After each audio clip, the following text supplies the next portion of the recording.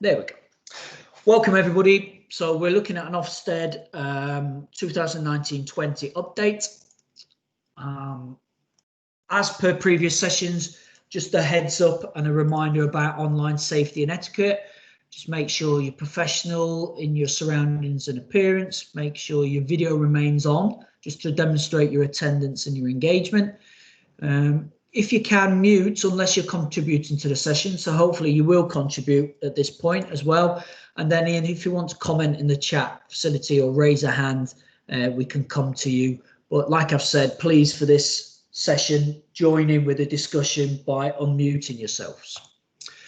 Okay, so the aims and outcomes then really for the next 45-60 minutes is to understand the new education inspection framework, but more importantly, to look what it means for you in your role. We need to have a quick identification there about the inspection feedback, because we went through several different forms over the last academic and calendar year. Identify graded judgments within the full inspection and how it affects us. So hopefully you've been away and spent 5-10 minutes reading through the notes on the PowerPoint, familiarising yourself with the four graded or the four main graded judgments and what's included in that. Refresh our understanding of the 3 I's, okay, and what that means within our provision. We have to obviously review COVID lockdown impacts, what our intent was around that and what we're seeing off the back of that. And then we're going to be looking at future department aims and goals. Okay, and hopefully you're going to be able to contribute that, because these are not extensive in the fact that they're not all what we're going to be looking at. It's just some of the headlines. And then at the end, with time, we've got Q&A. But as always, you'll be able to follow up this training, emailing myself direct or contacting your line managers. Okay, is everyone all right with that? Fantastic, thumbs up, good, thank you. So inspection feedback then. 2019 and 20. Okay, we need to ensure we are driven by facts to inform our curriculum. Okay, so this was a big kind of overarching statement that we heard, and in particular the MD Dan Youssef heard from our inspection when we were looking at apprenticeships, was that we need to make sure that yes, we know what we're doing and we have a good understanding why we're doing it. But what is the facts that's underpinning our intent? What is driving that? And that may well be data, that may well be case study, it may well be sense checking, but we need to make sure that we can prove that we're not just fluking things and we've not just been lucky with a decision. Okay. Where it's all possible, we need to simplify systems and processes. So again, this was another kind of bold statement and advice that we received, and we kind of knew this anyway, but we've just not had the time to put in the infrastructure. SLT can definitely confirm this, that we are looking at a lot of systems now which are trying to remove 5 or 6 different pieces of paper or different processes or different kind of people. One of them is PICS, and if you're not sure about what that is, it's our kind of MIS system which collates all the information for everybody who comes onto one of our courses.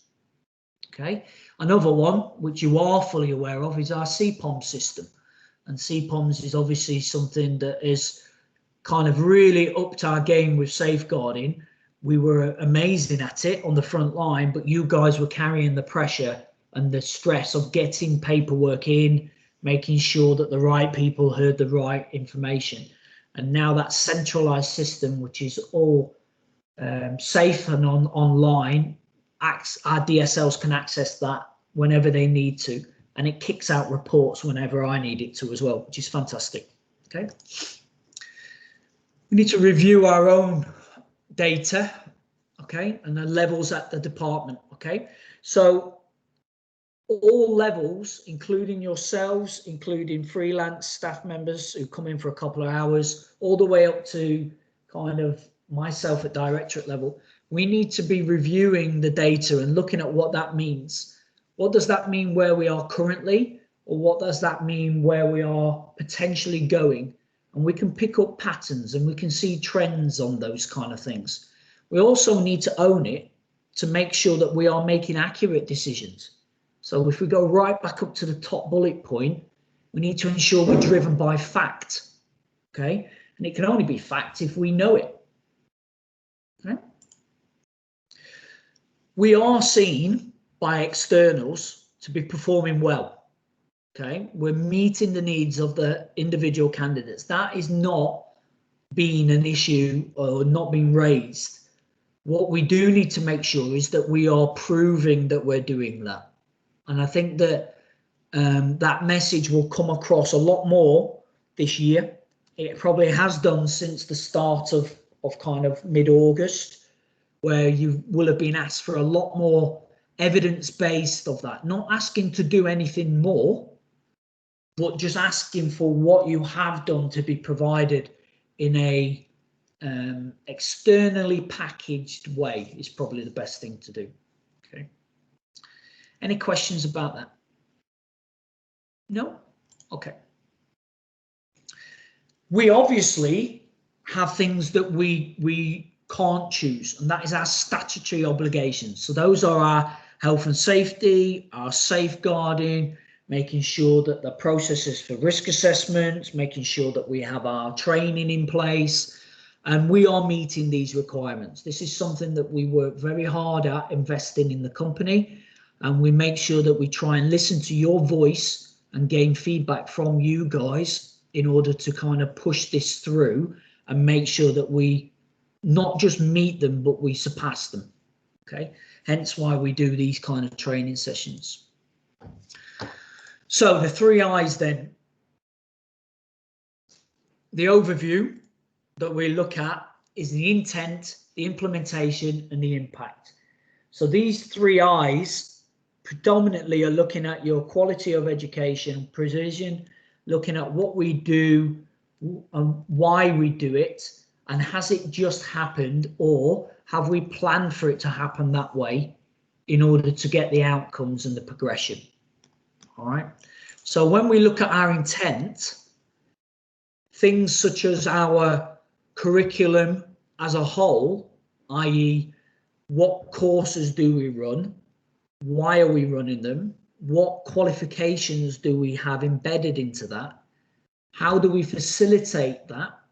Do we offer anything additional towards those qualifications, like wellbeing support, like additional tag-on qualifications, like maths and English, for example, or additional working towards support?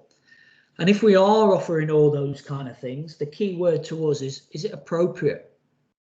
Are we offering something to our candidates that they need? Not just that they want, but they need it, okay? And how are we justifying that? The implementation part of it is what you do, okay? Quite obvious, but we're looking at how you go about delivering that curriculum, okay? So are you using chalk and talk method and that is it? Or are we using just one-to-one sessions for a virtual platform? Or are we using a range? And if so, are we making sure it's appropriate for that candidate and that group of candidates underneath what we have to do, and that is assess them. So the word assessment, excuse me, is something that you're going to be kind of discussing with quality manager Jenna on Friday, and we're going to be actually identifying and clarifying what we mean by assessment, because we need to make sure that we are assessing progress, that we are double checking that they understand, that they've retained knowledge and therefore they have learnt. Okay. There is also a very clear and very boxed kind of assessment, which is what an awarding body would need, or what the quality department are saying you need to do to prove a non-accredited qualification has been achieved. But we need to be assessing all the time. Okay. Impact. So this is obviously when we are reviewing, and we need to make sure that when we look at progressions, we don't miss interpret that word as a destination, because they're two different things. Okay, a destination is where you end up. Okay, and if that is at the same level as when you started a year ago, you haven't progressed. Not in educational terms. In social terms, in physical, emotional, well-being terms, you may well definitely have progressed. Okay, and that's where we've got to be really accurate by looking at our implementation again. Because if they've not gone into a further education or a higher education, if they've not gone into the next step of their career or into employment, okay, unless we can prove that we have assessed during our implementation that they have actually progressed as a person, then progression doesn't exist. And that's why it comes back to our implementation that's really important. Yes, we track the destination, but progression is ultimately the focus of everything that we are trying to do. We want people to be able to develop and become better, whether that be situational or academically, or even skills, confidence, whatever that may be. Okay. If we have those targets, are they attaining them? Are they reaching where we think they should be? Okay. Now, this is really important for us because it comes all the way back down to our intent. And if we look at the wording of appropriateness, if we have somebody starting a level 3 course, which is really long, and their initial assessments are coming out at level 1, is that course appropriate? Probably not, even though they might play football at a high level or netball at a high level, even though they might well coach every day of their life. Are they going to attain? Are they going to achieve? And therefore, is it appropriate? So the 3 I's are all interlinked, and we've got to make sure that we're reviewing them at all times. Are we okay with that? Cool. Yeah. Yes, please. Naturally, so. Yeah, so we'll probably go into this in a little bit of detail later on, but I was just wondering about what might constitute, what sort of materials might constitute each of the 3 I's.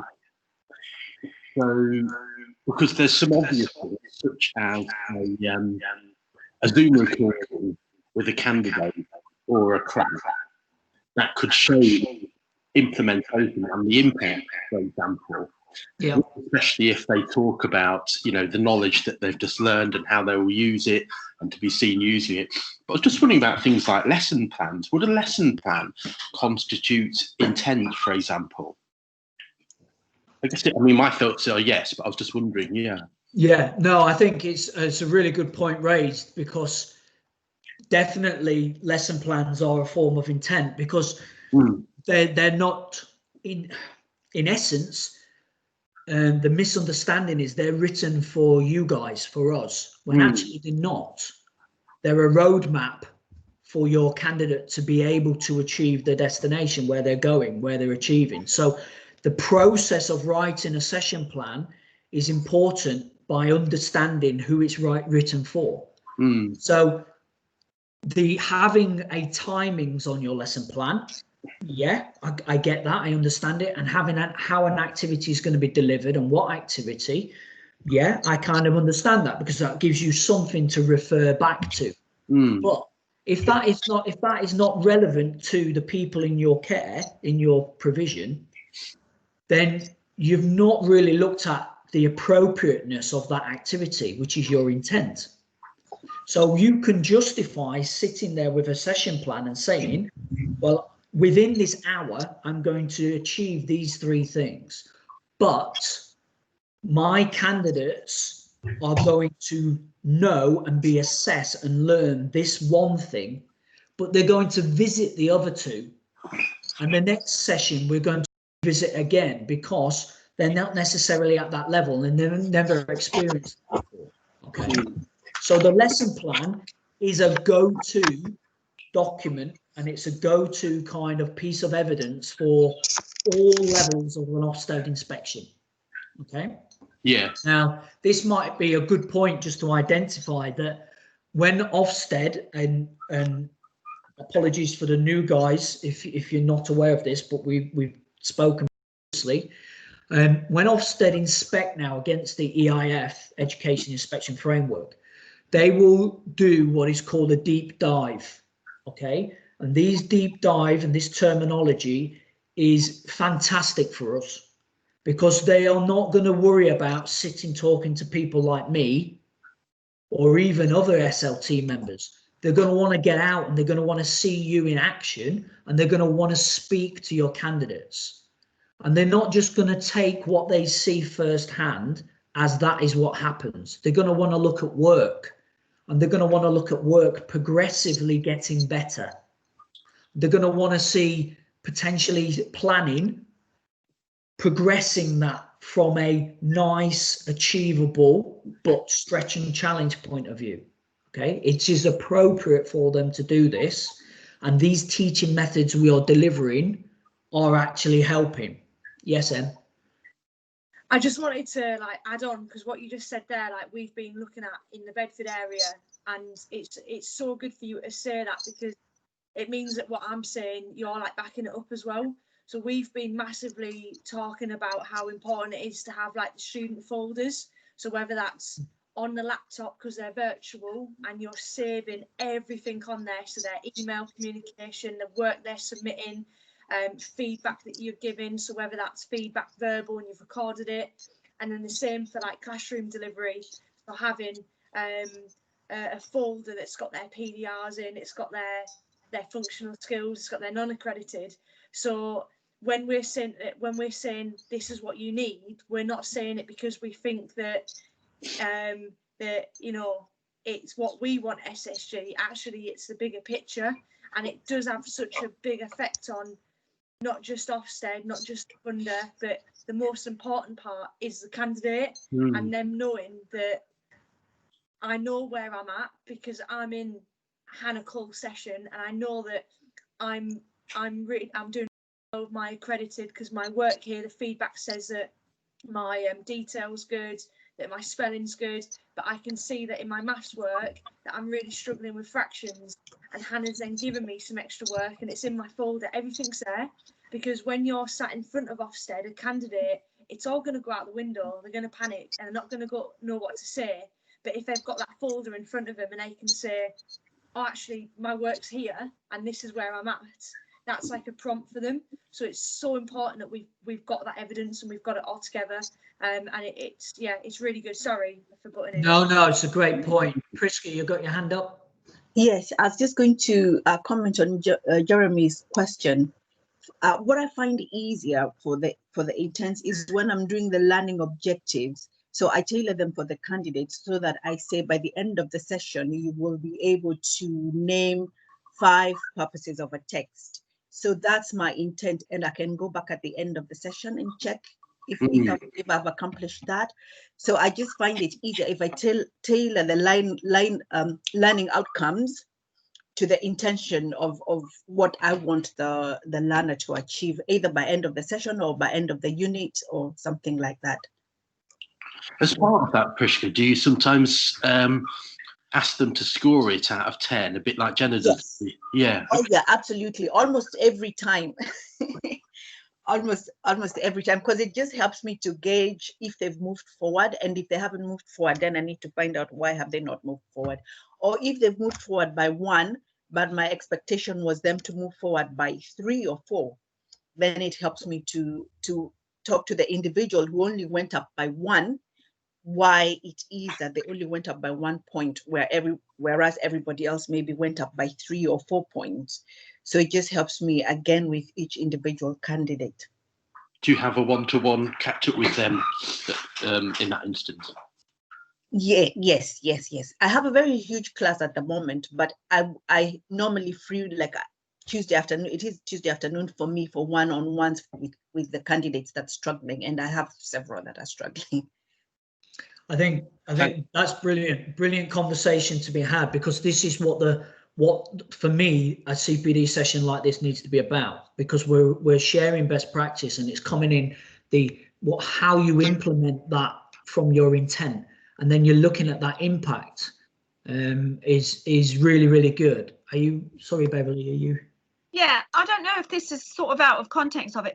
You know, when it says progression, and we have to kind of address this for the learner to see if they want to progress on to other courses, could we not have something maybe sent out from head office to us that we can, that every learner should get every month, like a newsletter of stuff coming up, like maybe, you know, if they feel like want to do their functional skills, or they feel that they want to do a well-being course?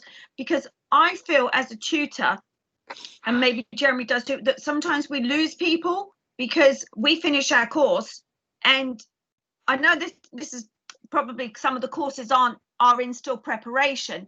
However, is there any chance that we could maybe pull it together and maybe get a newsletter out monthly to learners to say, hi, you know, do you fancy something of that point, something to give us more ammunition to be with our learners, to get them onto more programs? Yeah, go on then. Can I answer? Yes.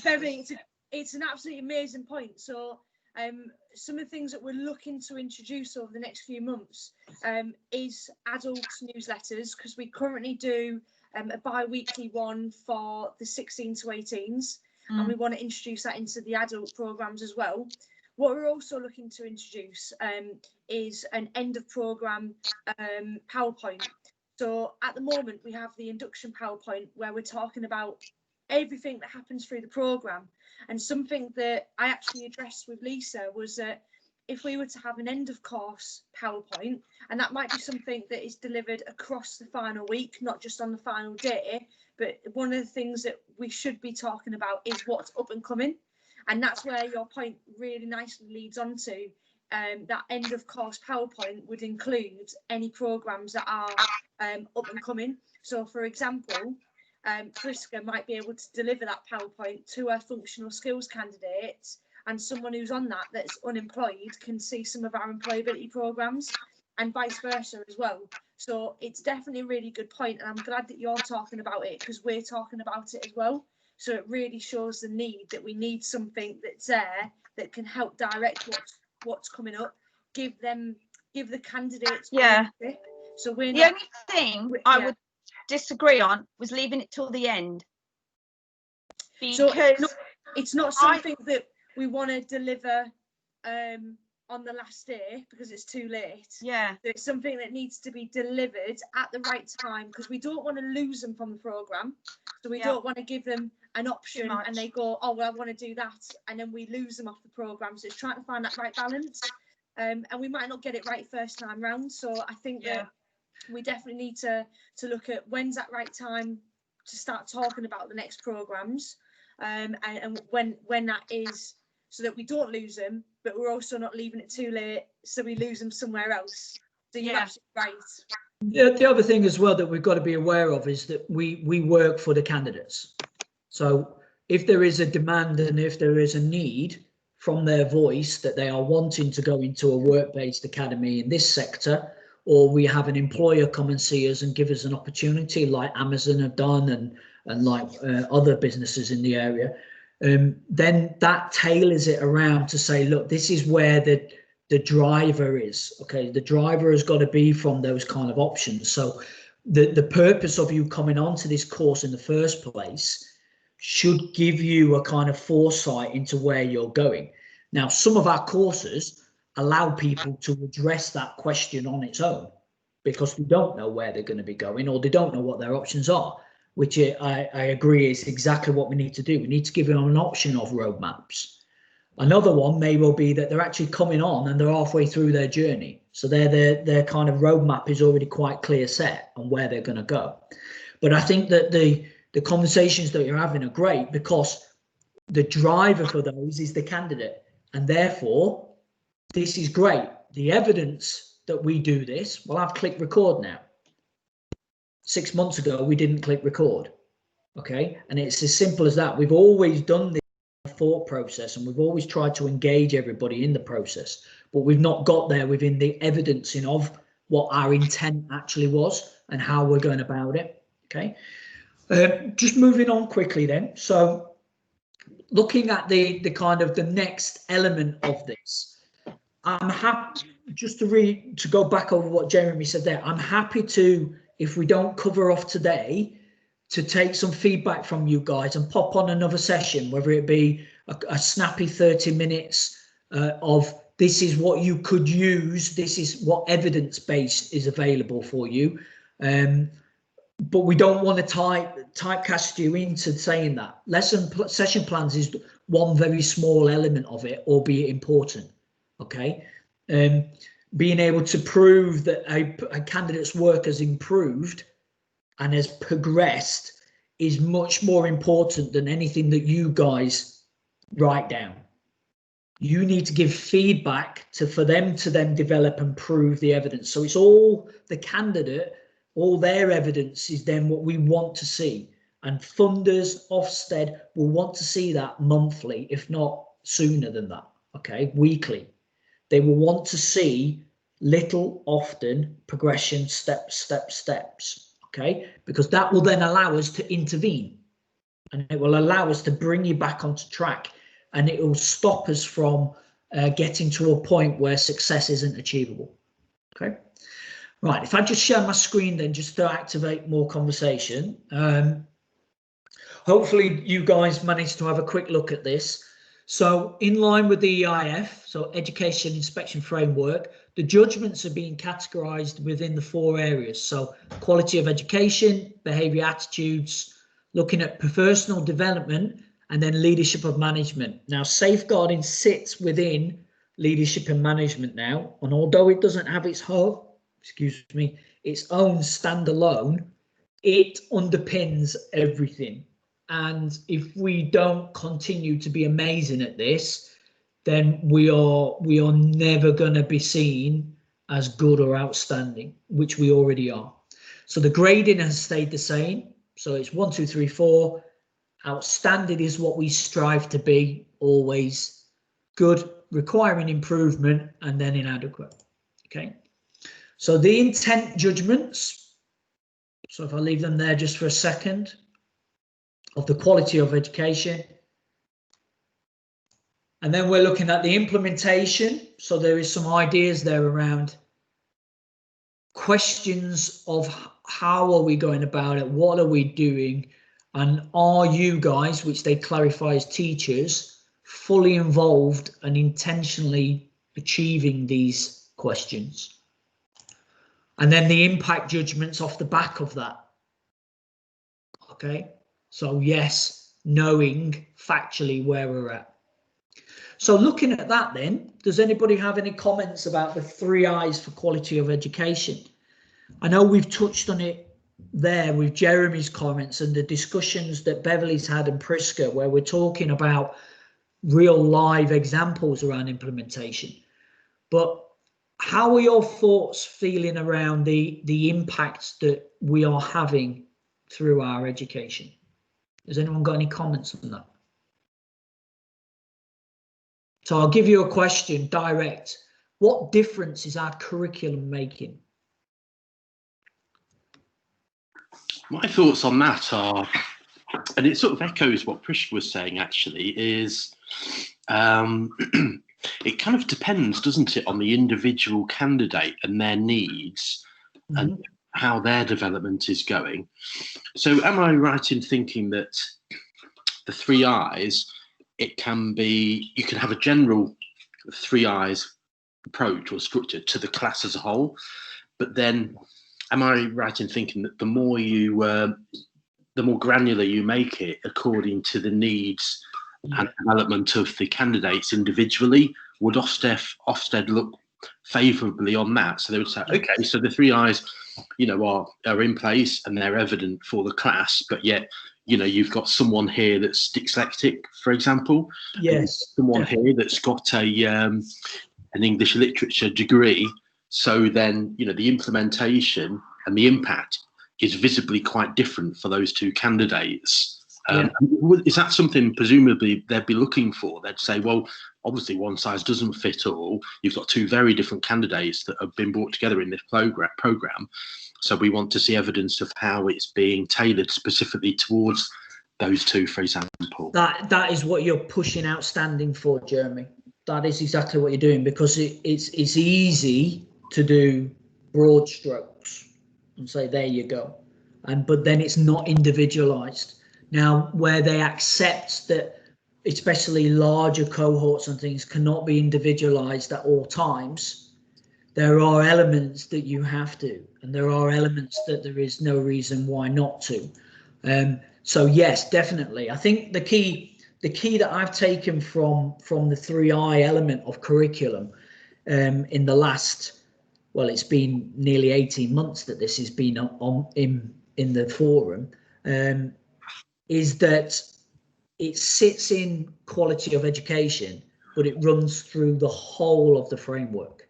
Okay, so you can use those 3-letter words, those 3 initials, the 3 I's, in everything, in every element of what Ofsted are going to be looking at, and in every element that we are looking at. You can approach it from a point of view of, well, let me pause. What's my intent? How am I going to implement that for the best impact that I can get?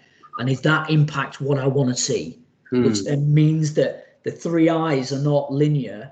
It's a cycle, and it allows it to then continuously, through a quality cycle, be reviewed, checked, and implemented and applied.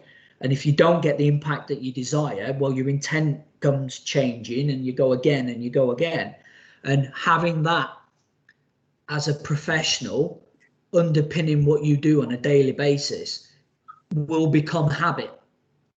Do we need to be using this every 2 minutes and writing it down? No, because the kind of questions that are going to be posed are looking at, right, okay, show me the impact of what you've actually been.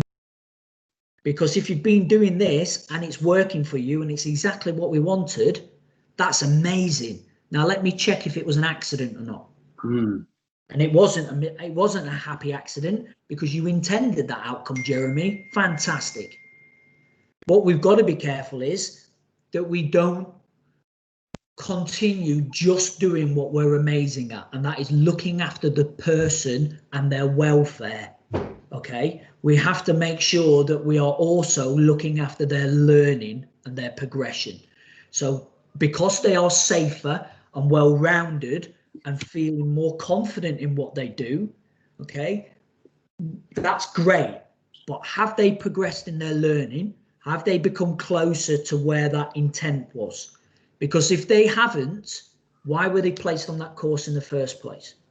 So if their mental well-being was going to impact them achieving a level 2 course, and we knew that from initial assessment, the implementation and the impact is there, but it's not against their learning. And we have to remember, and this is going to sound quite cold, but we are employed by the taxpayer to improve our candidates' skills and learning. If we can then also scoop up their welfare and their rounded person, that is amazing. If Lisa provides us with funding that says this course from the JCP is looking at a fast track, or is looking at a Live Smart, then that element will include massive well-being, and it will include targets which can be hit from people developing themselves as a person. But if there's a qualification or a non-accredited qualification there as well, we also need to be confident that they have improved their academic ability or their vocational ability at the same time. Is that all right? Yeah. So we with the candidates and the clients that we have previously used, although it has changed and shifted slightly in the last 3 months with the pandemic, we are looking at people who have had no choices or have taken the wrong choice, a bit down on their luck, or are not aware of the information available, a bit confused where to go, and they are needing that direction, and they are needing the support of SSG. Okay, the vehicle for us to give that has been a qualification. Okay, we have to celebrate the fact that they are passing these qualifications, and they have gone from not being able to hold a pen to be able to write full sentences. and how can we prove that? Okay. Yeah, that's good. Yeah. So Capturing the or documenting and capturing the evidence that is the challenge, isn't it? it is. And if we were to say to you, Jeremy, we want you to do that with all 16 of your candidates, you're just like that. When actually what we want you to do is we want you to facilitate the candidates to capture it themselves. Right. And if we were to flip the same EIF into my son's primary school book, my son has work from day one in his school to the end of his book, and that progression, as I'm flicking through and looking and looking and looking, that is evidence to me that actually he's doing something for the other 6 hours every day at school. Otherwise, how is his handwriting getting better? How is there less corrections for spellings? So that evidence is proof that they have gone on this journey. And it wasn't an accident because the teacher asked them to do that task. Because they don't get given tasks to just keep them busy, because they haven't got time for that. They've got tasks that helps them, i.e. you, to evidence that they are progressing and they are learning. Does that make that kind of, if it don't make sense, let me just drop that in, that pebble in the pond. Let me see the ripples come out of that, and we can revisit it. I'd love to hear feedback on this. So going back again, if we can move on, just because I'm aware of time and I don't want to take up too much more. Okay, looking at the behavior and attitudes, they are headlines and they are obvious headlines, and we hope that we are all aware of this. But the key thing for me out of there that I want you really to focus on is the attendance and punctuality is a fact-based driver that SLT and externals use as evidence. If your candidates are turning up, and not just turning up, but turning up on time, then they must be engaged. They must find the worth of your session, or they must at least know the responsibility and have an attitude for learning. Okay, so bullying and exclusions and the candidate's behavior, yes, they're quite obvious, but behaviors and attitudes are not always the extreme. Okay, the evidence for us is our attendance and our punctuality, and then that helps support the attitudes to learning. Okay, so the kind of questions, I believe that you will have all read through this, and the key one in here is there a positive and respectful culture? Okay, that is a winner for us, an absolute winner for SSG, whether you are working remotely or in the centre, and whether you are working with people who have got really serious backgrounds, to know that they will still pick up a hoover and hoover up a classroom floor out of respect for a member of staff, even though 3 minutes earlier a major incident had happened. The behaviour wasn't great, but the respect was there, and that means that we have demonstrated a culture. At least that culture is rubbing off. Okay, personal development. So this is where we're looking at that great piece of work that that Lisa's led on with Charlie and with Emma around PSHE, and really trying to emphasise the great work we do around British values, equality, diversity, healthy living. Again, we do all that, but they want to know the evidence. So if we're running these sessions, we can now evidence that they didn't know that eating McDonald's 3 times a day every day is unhealthy. They now do, because we did this. Okay. Just, sorry, pointer for that as well. Personal development, massively Matrix Standard Award that I talked about, achievement. That sits and underpins all that as well. They guide us around all this careers guidance, because this is information, advice and guidance that is expected from us, but isn't necessarily within a qualification from Pearson's. Okay. These are the kind of questions, again, that you've read prior, so I'm not going to go through them all. But if you try and pick up on the wording used rather than the actual full sentence, so wording like deepening. So the obvious isn't what they want. They don't want you to teach the obvious. They want that to go deeper. They want to be able to apply it and actually refer to it in a different context. Have they gone beyond what they needed to do? Okay. And then the last one, where is it that we're looking for? This readiness. Okay. This readiness shows forethought. It shows intent. It shows that it's always guiding to be better and beyond. Okay. The leadership and management here. So this is where this is led from our number one, which is Dan as managing director. He is our leader. Our governance sits in with Chris and then feeds into me and Dan as the directors. And then that filters all the way down into you guys who are leaders of your candidates and leaders of your cohorts. All right. And that includes things like safeguarding sitting across both camps, but then also looking at trying to find out your voice around these kind of topics. What do you need to do your job? How can we get it to you? And then the workload, your well-being, and then supporting you wherever possible. Okay. And these are the kind of questions, again, that, again, we're not going to go through right now because you've read it through. But the judgments here are from you guys. So they will speak to you and they will ask for anonymous surveys and they will ask for walk-arounds in the deep dives. And they will ask you these kind of questions, even though they're in there to see teaching and learning. Because they want to see that it is the culture throughout. And the one that trips us up with candidates because they forget and they sleep is the word prevent. Okay. And whether they feel like they are learning in a safe environment. Hence why we push out these surveys. We want our candidates to have a go at them so we can have that evidence to say, yes, 2/3, if not more, are very safe and feel safe. Okay. What are we going on to? So the key thing at the minute, as you would all imagine, and is for the next whole year, okay, for Ofsted, is the impact of lockdown on provision. What was that? Okay.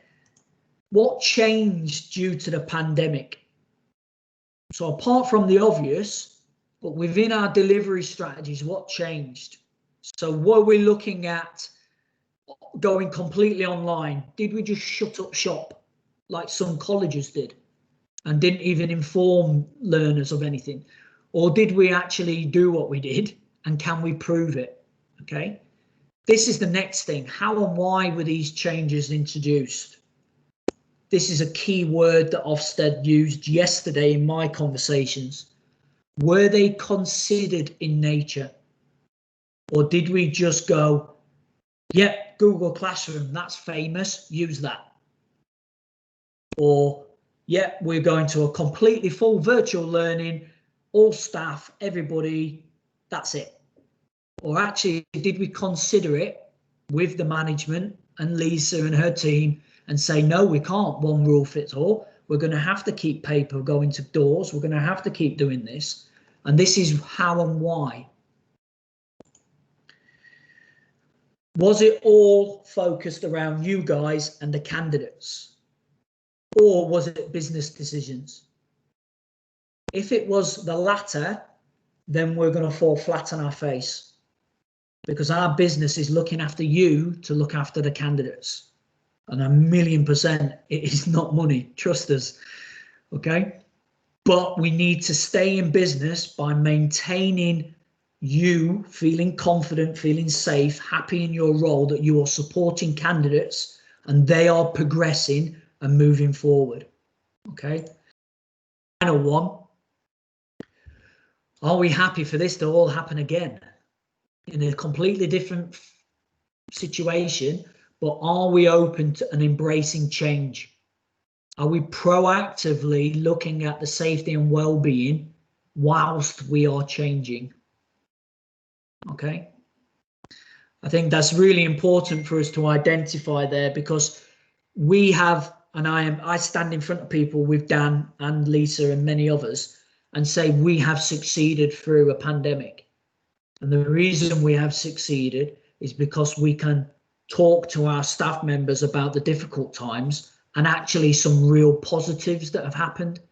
And we can show case studies about how we've helped hundreds and hundreds and hundreds of people that potentially would have been lost into whatever was going to happen out there in an isolated world. So yeah, we succeeded massively. Future development, department aims and goals.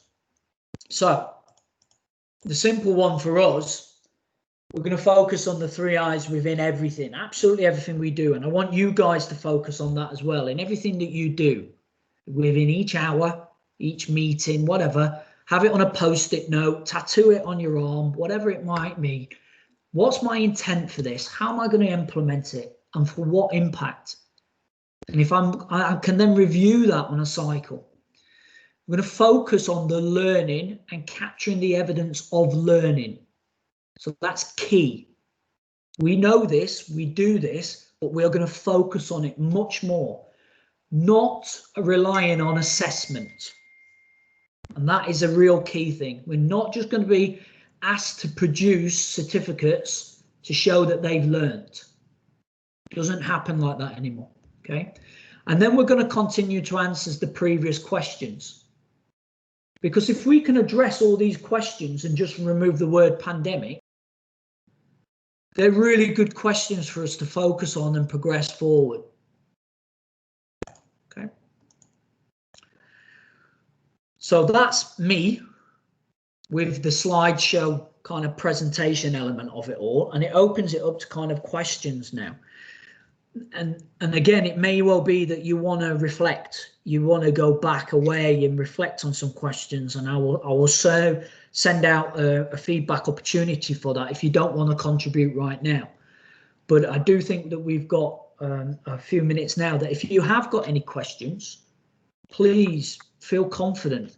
Hi, Beverly, waving at me. Hi. Right, I've made a few notes. You know, when you talk about the learner's safety and safeguarding, Yes. and all internet safety and stuff. Yes. Sometimes we do our own enrollments, but sometimes we don't.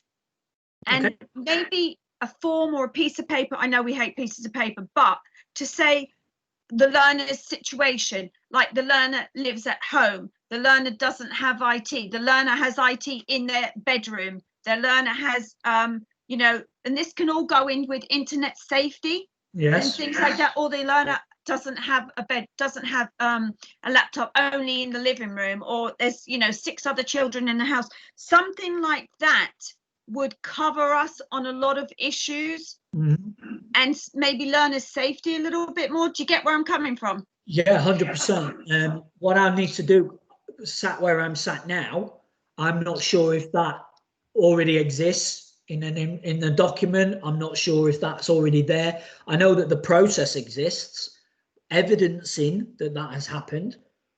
I'm not sure. So what I'll need to do with that, Beverly, is I'll have a chat with Lisa around that. But that's a great question, because what we'll do is we'll come back to you and say, oh, there it is. This is how we do that. Or, amazing, would you like to give us some more feedback and be involved with that process? With I think Charlie's your line manager, and then let's get something that is useful in play, because we have the systems coming in with PICS that captures this. We have differentiation sheets.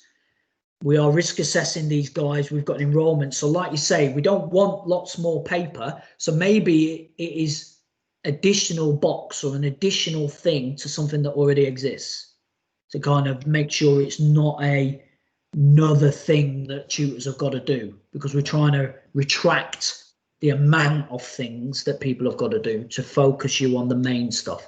But yeah, great question, and very timely, because all the online safety in the world, mistakes do happen with candidates, and we need to make sure that my job, as stale and cold as it is to make sure that as a company we are covered.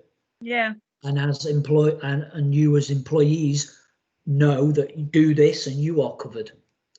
So yeah. And then it would be evidenced on a piece of paper that we've taken that route. Yes, definitely. Noted. But again, apologies, I can't just say straight away what it is or where it exists or whatever. But yeah, it's very good. But yeah, very timely around the use of online, especially. Any more questions? Area 1, guys, you've been very quiet, which is, as always, probably because they've got all the snacks or something there, all the donuts. Oh, is that what it is? Look, I can see Amy laughing. Mine will be in the post, I'm sure. Is there any more questions related to that kind of Ofsted at all? No, I don't think so. Just asking when the snacks are arriving, probably, Danny. But no. I think if there is anything, I'm sure we'll send it over. But I think that's good. I think the key message. I think like a lot of this is a bit of a refresher for quite a lot. Sorry, there's a lag at my end or your end. I think the main message I want you to walk away with from this session now, this update session, is the answers are in the EIF, the Education Inspection Framework. Okay, we as colleagues within the training department that we run focus on those answers to make sure we're asking the right questions. So on the front line, if you don't quite understand the worth of what you're being asked to do, okay, so what is the worth of me filling this form in, the Beverly's mentioned there, or the why, okay, ask that question to the colleagues around you and to your line management and get to understand what the worth is, because I guarantee you there is nothing we do for the sake of it. It has a hidden or a very obvious reason, and 9 times out of 10, it's to benefit the candidate. And in order to benefit the candidate, we've had to jump through this hoop over here to get this funding, or we've had to jump through here to evidence that you guys are doing the amazing job you're doing. Okay. So that would be my tip for you guys. With an Ofsted head on, find out the worth and the reason why you're doing even the smallest of jobs. So why am I now? I've been told to use a Padlet. Do you know what I mean? I could have just asked you to email me. So ask these questions, as silly or as minuscule as you think they may well be. They're not going to be at all, trust me. And then when you ask those questions, every now and again, a member of staff will go, do you know what? I don't know. And that's when we can start to make efficiencies and where we can really tighten up and become more effective and have a better impact. Okay. Right. Thank you for your time. Again, this recording will go up on our YouTube channel, which is secured. So people can reflect back on that and look at it. And the PowerPoint slides themselves for you to read through are up on the CPD. What I will also do for you as well is I will upload a link directly to the Education Inspection Framework. So you can go there, click on that, and it will take you directly to the Gov sites with all the information for you to save you trawling through the different websites. Okay. Thanks you very much, guys. I'll see you in a couple of hours. Okay. Cheers. Bye bye. Thanks, Danny. Bye bye. Thanks a lot. Cheers.